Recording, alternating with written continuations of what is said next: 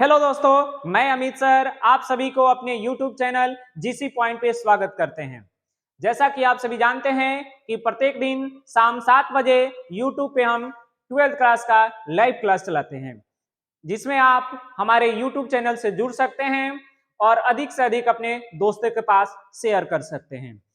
हमारे YouTube channel से जुड़ने के लिए आप हमारे YouTube चैनल जीसी पॉइंट को सब्सक्राइब कर लीजिए और अधिक से अधिक अपने दोस्तों के पास शेयर करिए और हमारे टेलीग्राम चैनल जीसी पॉइंट से भी जुड़ सकते हैं। ठीक है, जिसका कोई भी नोटिफिकेशन होगा हमारे टेलीग्राम चैनल से ले सकते हैं। ठीक है, तो चलिए आज का सेशन स्टार्ट करते हैं। आज के सेशन में हम पढ़ेंगे आव्यूह के प्रकार के बारे में। ठीक है, तो आव्यूह के प्रकार अर्थात टाइप ऑफ मैट्रिक्स। तो टाइप ऑफ मैट्रिक्स में पढ़ेंगे, सबसे पहला प्रकार आपको पढ़ेंगे तो देख लीजिए, शून्य आव्यूह या रिक्त आव्यूह, जिसको अंग्रेजी में कहा जाता है नॉल मैट्रिक्स या जीरो मैट्रिक्स। ठीक है, उसके बाद दूसरा होता है पंक्ति आव्यूह अर्थात रो मैट्रिक्स। उसके बाद तीसरा होता है स्तंभ आव्यूह, जिसको हम कहते हैं कॉलम मैट्रिक्स। उसके बाद चौथा होता है क्षैतिज आव्यूह, जिसको एक और नाम से जाना जाता है आयताकार आव्यूह के नाम से जाना जाता है।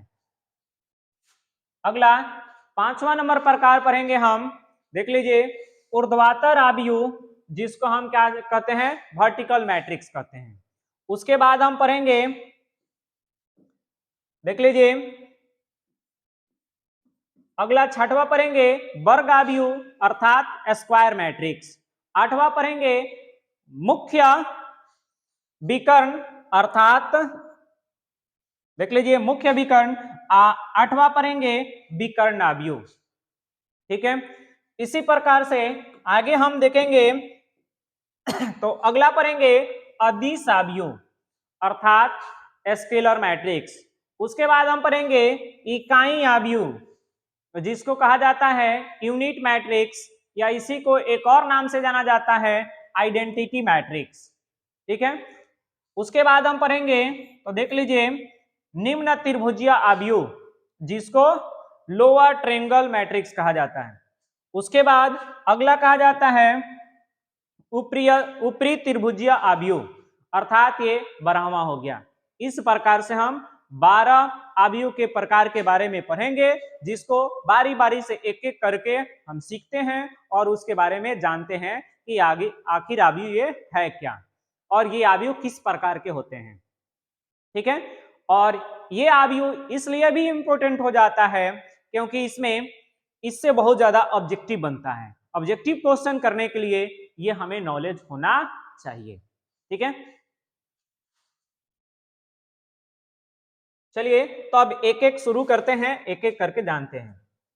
सबसे पहले आप पढ़ेंगे, सबसे पहले हम लोग जानेंगे कि शून्य आव्यूह अर्थात रिक्त आव्यूह क्या है। तो देख लीजिए, शून्य आव्यूह वैसा आव्यूह है जिसके प्रत्येक जो एलिमेंट होंगे वह जीरो होंगे। वैसा आव्यूह जिसके प्रत्येक अवयव क्या हो, जीरो हो, उसे हम किस नाम से जानते हैं, तो शून्य आव्यूह के नाम से जानते हैं। अर्थात वैसा आव्यूह जिसका प्रत्येक अवयव क्या हो, जीरो हो अर्थात शून्य हो, उसे हम शून्य आव्यूह कहते हैं। जैसे देख लीजिए 0 0, यह क्या हो गया, शून्य आव्यूह। इसी प्रकार से ये 4 एलिमेंट हो मतलब 4 अवयव हो, चारों जीरो होना चाहिए, तो ये क्या कहलाएगा, शून्य आव्यूह। इसी प्रकार से कोई भी आव्यूह हो, उसका प्रत्येक अवयव मतलब जितना अवयव है ये सारे अवयव क्या हो, जीरो हो, यह क्या कहलाएगा, शून्य आव्यूह कहलाएगा। इसी प्रकार से आप देख सकते हैं, अर्थात हम शून्य आव्यूह के बारे में जान गए कि वैसा आव्यूह जिसका प्रत्येक अवयव क्या हो, शून्य हो, उसे रिक्त आव्यूह या शून्य आव्यूह कहा जाता है। दूसरा प्रकार हमें पढ़ना है, पंक्ति आव्यूह के बारे में पढ़ना है। तो पंक्ति आव्यूह देख लीजिए, ये हो गया पंक्ति आव्यूह, इसको कहा जाता है रो मैट्रिक्स। ठीक है, अर्थात वैसा आव्यूह जिसमें एक पंक्ति हो, कितना पंक्ति हो, एक पंक्ति, स्तंभ की संख्या एक से ज्यादा हो। एक से ज्यादा अर्थात स्तंभ दो होगा या दो से ज्यादा होगा। ठीक है, तो देख लीजिए, वैसा अवयव जिसमें पंक्ति कितना होना चाहिए, एक। ठीक है, यानी पंक्ति होना चाहिए आपको एक, स्तंभ एक से ज्यादा अर्थात क्या होना चाहिए, दो हो सकता है, तीन हो सकता है, चार हो सकता है, पांच हो सकता है या इससे ज्यादा हो सकता है। ठीक है, अर्थात ऐसे भी हो सकता है, देख लीजिए, इसमें दो, चार, छ, आठ भी हो सकता है। अर्थात पंक्ति की संख्या कितना है, एक, स्तंभ की संख्या क्या है, देख लीजिए, एक से ज्यादा अर्थात एक, दो, तीन, चार हो गया। इसी प्रकार से एक और उदाहरण देख सकते हैं, देख लीजिए, इसमें कितना हो, एक, तीन, पांच, सात, नौ, 11, 13, इस प्रकार से ये भी हो सकता है कि मतलब इसमें पंक्ति की संख्या एक, स्तंभ की संख्या एक से ज्यादा। समझ गए? चलिए फिर अगला प्रकार पढ़ते हैं। अगला आपको मिलेगा, तो देख लीजिए, अगला हमें पढ़ना है कि स्तंभ अवयव। स्तंभ अवयव अर्थात कॉलम मैट्रिक्स, अर्थात वैसा अवयव जिसमें क्या हो, स्तंभ की संख्या एक हो, वैसा अवयव जिसमें स्तंभ की संख्या एक हो और पंक्ति की संख्या एक से ज्यादा हो। अर्थात इस प्रकार से देख सकते हैं कि एक, दो, तीन, अर्थात इसमें क्या हो गया, स्तंभ की संख्या एक और पंक्ति की संख्या एक, दो, तीन। देख सकते हैं स्तंभ की संख्या एक है, पंक्ति की संख्या एक, दो, तीन है। इस प्रकार से हो सकता है। उसके बाद ऐसे भी देख सकते हैं, दो, चार, छह और आठ हो सकता है। मतलब क्या हो सकता है, स्तंभ की संख्या एक, पंक्ति की संख्या एक से ज्यादा। ऐसे भी हम देख सकते हैं कि एक, तीन, पांच और ये क्या, सात और ये क्या हो सकता है, नौ। अर्थात इसमें स्तंभ की संख्या एक, पंक्ति की संख्या एक से ज्यादा। इसी प्रकार से हम ये भी देख सकते हैं कि इससे भी ज्यादा हो सकता है, दो, चार, छ, आठ। मतलब कि इसमें स्तंभ की संख्या एक और पंक्ति की संख्या एक से ज्यादा। ठीक है, तो इसको हम कहेंगे स्तंभ अवयव। ठीक है, इस प्रकार से। अगला देख लीजिए, अब इसमें क्या है, क्षैतिज अवयव। तो क्षैतिज अवयव, तो क्षैतिज अवयव समझ लीजिए, वैसा अवयव जिसमें पंक्ति की संख्या कम और स्तंभ की संख्या क्या हो, ज्यादा हो। ठीक है, पंक्ति की संख्या कम और स्तंभ की संख्या क्या हो, ज्यादा हो। मतलब पंक्ति की संख्या कम हो और स्तंभ की संख्या क्या हो, ज्यादा। इधर देख लीजिए, पंक्ति की संख्या कम हो और स्तंभ की संख्या जो हो वह ज्यादा हो। अर्थात देख लीजिए, 4, 5, 6, 7, 8, 9 इस प्रकार की संख्या हो। मतलब कितना पंक्ति है, दो, स्तंभ कितना है, तो तीन। दो पंक्ति, स्तंभ एक, दो, तीन। अर्थात पंक्ति की संख्या कम, स्तंभ की संख्या ज्यादा। इसे ही हम क्या कहते हैं, किस नाम से जाना जाता है, तो आयताकार अवयव या क्षैतिज आयताकार अवयव के नाम से भी जाना जाता है। इसके बाद यही ऐसे भी हो सकता है, 3, 4, 5, 6, 7, 8, 2, 0, 4, 3 इस प्रकार के भी अवयव होगा। अर्थात इसमें दो क्या हो गया, पंक्ति एक, दो, स्तंभ कितना हो गया, एक, दो, तीन, चार, पांच। अर्थात दो गुने क्या हो जाएगा, 2 इंटू क्या हो जाएगा, 5 हो जाएगा। ठीक है, तो इस प्रकार से हम इसको लिख सकते हैं। तो देख लीजिए, इसमें क्या हो जाएगा, इसको हम कहेंगे क्षैतिज अवयव या क्या कहेंगे, आयताकार अवयव। ठीक है, तो ये चार प्रकार पढ़ लिए। पहला रिवीजन करा देते हैं, शून्य अवयव अर्थात जिसके प्रत्येक अवयव शून्य हो। ठीक है, उसके बाद पंक्ति अवयव। तो देख लीजिए, पंक्ति अवयव मतलब वैसा अवयव जिसमें पंक्ति की संख्या एक, स्तंभ की संख्या एक से ज्यादा हो। उसके बाद स्तंभ अवयव अर्थात स्तंभ की संख्या एक और पंक्ति की संख्या एक से ज्यादा हो। ठीक है, उसके बाद क्षैतिज अवयव चाहे आयताकार अवयव। तो क्षैतिज अवयव अर्थात पंक्ति की संख्या कम, स्तंभ की संख्या क्या हो, ज्यादा हो। अर्थात देख लीजिए, पंक्ति की संख्या दो है, स्तंभ की संख्या एक, दो, तीन है। इसमें पंक्ति की संख्या दो है, स्तंभ की संख्या एक, दो, तीन, चार, पांच है। इस प्रकार से ये चार होता है। चलिए नेक्स्ट पढ़ते हैं। इसमें हमें पढ़ना है तो देख लीजिए, इसमें हम पढ़ेंगे आपको ऊर्ध्वाधर आव्यूह, पांचवा पढ़ेंगे ऊर्ध्वाधर आव्यूह, तो देख लीजिए क्या है। अर्थात पांचवा में हम देखेंगे तो इसमें क्या होगा, पंक्ति की संख्या जो होगा,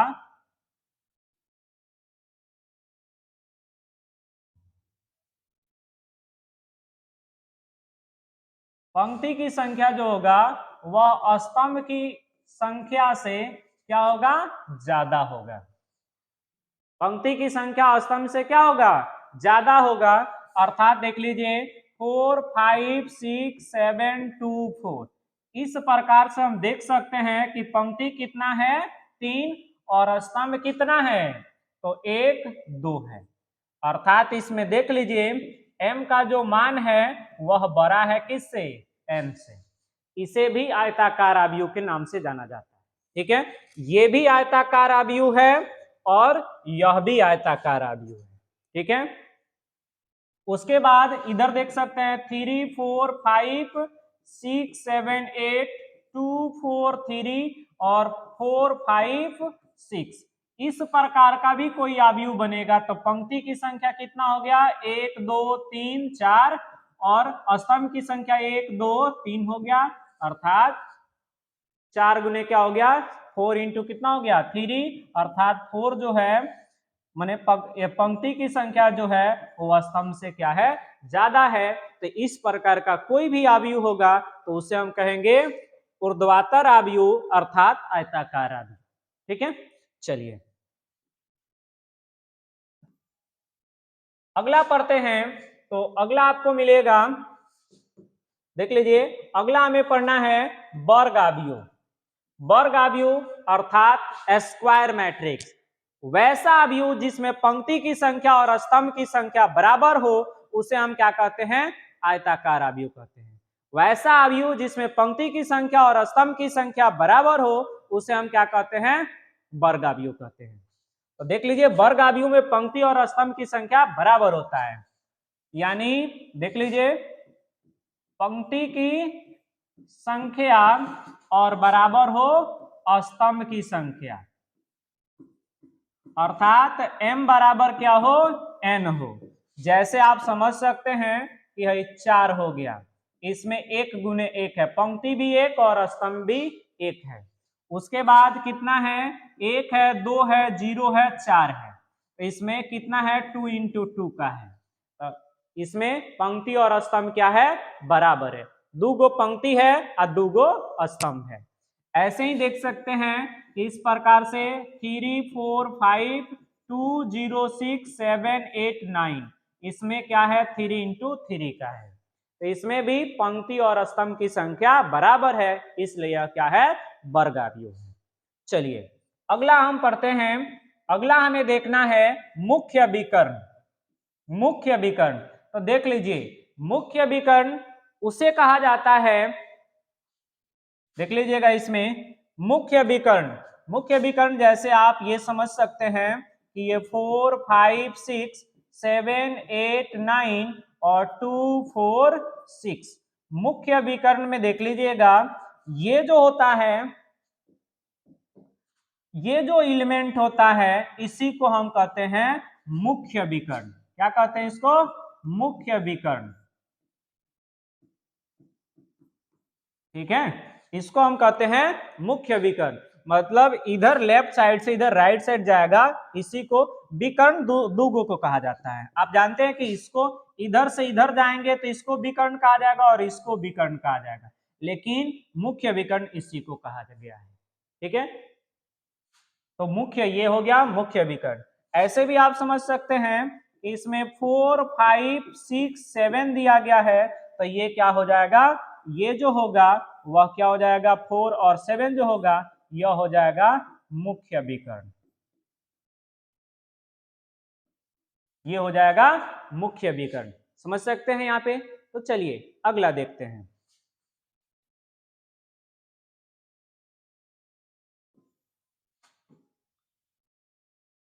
अगला देखिएगा, तो अगला हमें पढ़ना है इसमें कि विकर्ण आव्यूह क्या होता है। ठीक है, डायगोनल मैट्रिक्स क्या होता है। तो देख लीजिए विकर्ण अवयव उसे कहा जाता है, अर्थात मुख्य विकर्ण का मान, देख लीजिए मुख्य विकर्ण का मान जो हो वह कोई भी संख्या हो सकता है, अदर जितने एलिमेंट होंगे वह 0 होंगे। अर्थात देख लीजिए यह मुख्य विकर्ण हो गया, ये मुख्य विकर्ण हो गया तो 4 5 हुआ, अदर जो भी एलिमेंट होंगे इसमें जो भी अवयव होगा वह क्या हो जाएगा 0। ये जो होगा मुख्य विकर्ण क्या होगा, कुछ भी एलिमेंट हो सकता है, कोई भी अवयव हो सकता है, कोई भी अंक हो सकता है, ठीक है, कोई भी अंक हो मुख्य विकर्ण, ये मान कुछ भी हो सकता है, लेकिन अदर जो एलिमेंट होगा वह 0 होगा, तो उसको हम कहते हैं विकर्ण अवयव।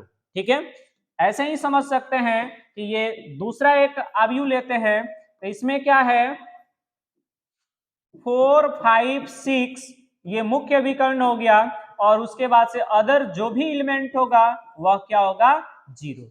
यानी विकर्ण का मान कुछ भी हो सकता है मुख्य विकर्ण का मान, लेकिन अदर एलिमेंट अगर 0 होता है तो इसको कहा जाता है विकर्ण अवयव। ये हो गया विकर्ण अवयव। विकर्ण अवयव उसे कहा जाता है जिसमें मुख्य विकर्ण का मान कुछ भी, कोई भी अंक हो सकता है या कोई भी अवयव हो सकता है, लेकिन अदर एलिमेंट जो हो वह क्या हो, मुख्य विकर्ण को छोड़ करके अदर एलिमेंट 0 होना चाहिए।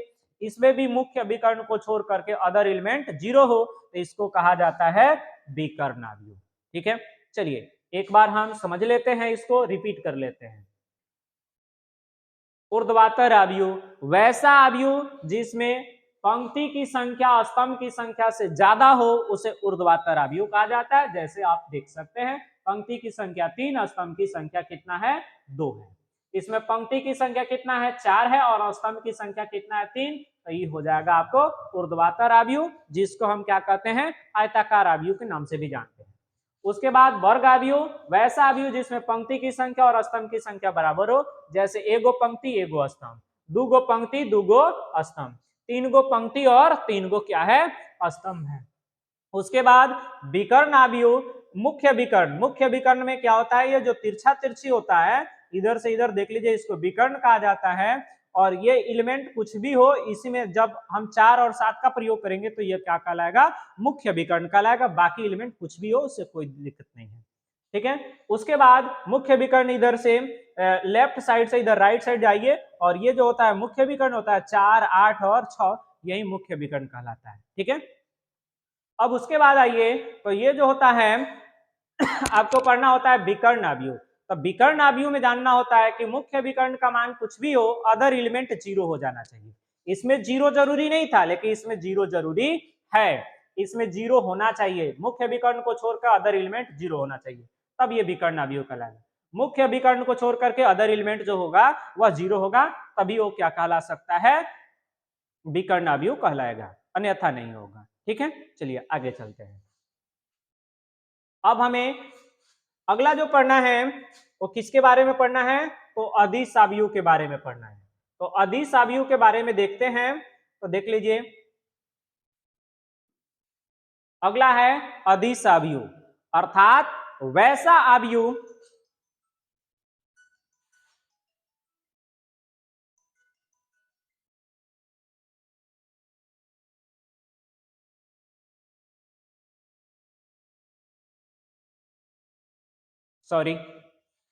वैसा अवयव जिसमें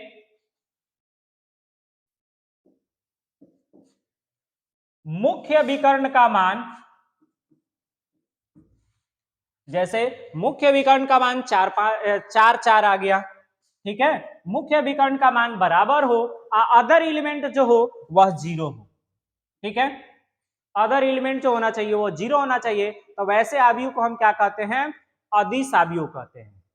ठीक है, जैसे अभी आप पढ़े थे विकर्ण अवयव, अर्थात विकर्ण का मान कुछ भी हो, अदर एलिमेंट 0 हो, लेकिन इसमें अदिश अवयव में क्या हो जाता है कि जो भी मुख्य विकर्ण हो उसका मान बराबर होना चाहिए। अर्थात ये क्या हो सकता है -1 लेकिन अदर एलिमेंट क्या हो 0 होना चाहिए। मुख्य विकर्ण का मान जैसे 7 7 7 है, अदर एलिमेंट जो है वह क्या है सभी 0 है, तो इसको हम क्या कहते हैं, इसको क्या कहते हैं अदिश अवयव कहते हैं। इसी प्रकार से आप ये भी देख सकते हैं कि एक और आप ले लीजिए, जैसे ये क्या है, -3 -3 -3, मुख्य विकर्ण बराबर हो गया, अदर एलिमेंट जो होगा वह सब क्या होगा, 0 होगा। इस प्रकार के जो अवयव प्राप्त होगा यह क्या कहलाएगा, तो यह कहलाएगा आपको अदिश अवयव। ठीक है, समझ में आ गया। अब हमें देखना है, अगला पढ़ना है इकाई अवयव। देख लीजिए, इकाई अवयव अर्थात वैसा अवयव जिसका मुख्य विकर्ण क्या हो, 1 हो, अदर एलिमेंट क्या हो, 0 हो। इसी को हम आई से सूचित करते हैं, इसको आइडेंटिटी मैट्रिक्स कहा जाता है, इसको यूनिट मैट्रिक्स या आइडेंटिटी मैट्रिक्स कहा जाता है। जब भी हमें आई का मान का प्रयोग करना होगा तो यही इकाई अवयव का मान रखेंगे।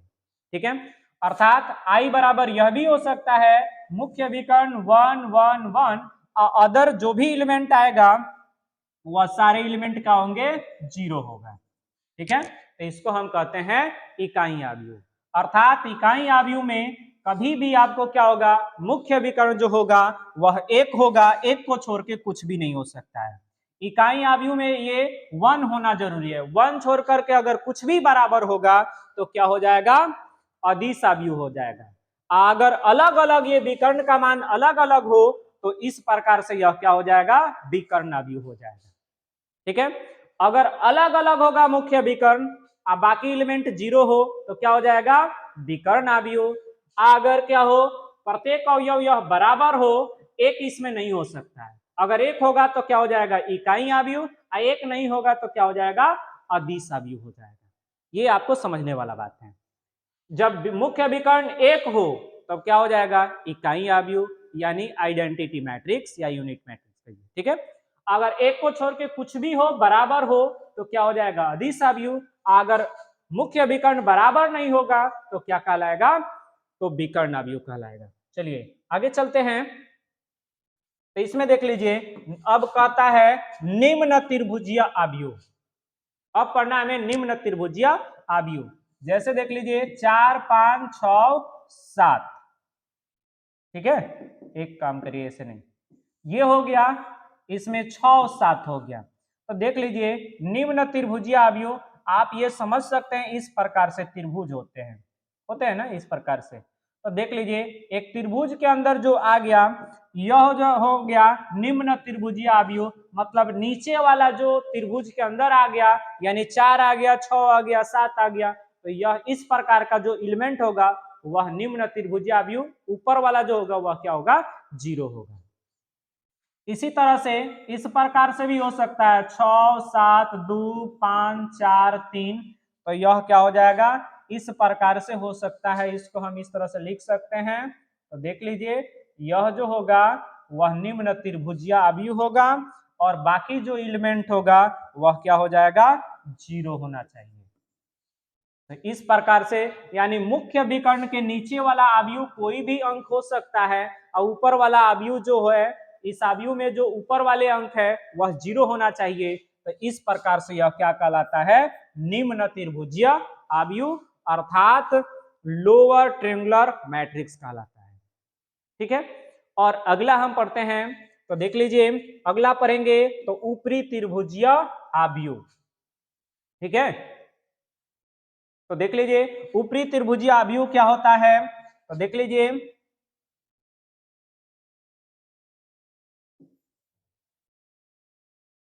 इसमें ऊपर कुछ भी अंक हो सकता है, यानी मुख्य विकर्ण के ऊपर कुछ भी अंक हो, जैसे 4 7 और 9 हो गया, और नीचे वाले जो मान है अवयव में जो नीचे वाले अंक है, जैसे वो यहाँ पे कुछ भी अंक लगेगा तो मुख्य विकर्ण के नीचे वाला मान जो होगा वह क्या हो जाएगा, 0 हो जाएगा। इसी प्रकार से देख सकते हैं आप, तो इस प्रकार से हम ले सकते हैं यहाँ पे, तो 6 7 और 8 हो गया, 2 5 और यहाँ पे 4 हो गया, और अदर एलिमेंट जो होंगे वह क्या हो जाएंगे, 0 हो जाएंगे। नीचे वाले जो भी अंक आएंगे वह क्या आएगा, तो 0 आएगा। तो इस प्रकार से जो होगा मुख्य विकर्ण के नीचे वाले जो अंक आते हैं वह 0 आते हैं। तो इस प्रकार से इसको कहते हैं ऊपरी त्रिभुजीय अवयव। ठीक है, तो चलिए एक बार रिपीट कर लेते हैं। अदिश अवयव अर्थात वैसा अवयव जिसका मुख्य विकर्ण क्या हो, बराबर हो, अब बाकी जो भी अवयव हो वह क्या हो, शून्य हो, तो इसको हम कहते हैं अदिश अवयव। एक बार ये एग्जाम में पूछा भी गया है, तो एग्जाम में ये दिया था कि स्केलर मैट्रिक्स क्या होता है, इसलिए आपको अंग्रेजी भी नाम जानना जरूरी है। बस यही पूछ दिया था कि स्केलर मैट्रिक्स क्या है, अब उसके बारे में आपको बताना पड़ेगा। ठीक है, इसलिए आपको ये पढ़ना 100% इंपोर्टेंट हो जाता है। ठीक है, चलिए आगे देखते हैं। इसमें आइडेंटिटी मैट्रिक्स, इसका तो बहुत जगह आपको 3 लेसन में तो है ही, आप 4 लेसन भी पढ़ेंगे सारणिक, उसमें भी इसका उपयोग होगा। ठीक है, तो चलिए इसमें देख लेते हैं। अर्थात वैसा अवयव जिसका मुख्य विकर्ण क्या हो, 1 हो, अब बाकी जो अवयव क्या हो, 0 हो। ये सभी स्क्वायर मैट्रिक्स ही होता है, ये बात पता होना चाहिए आपको।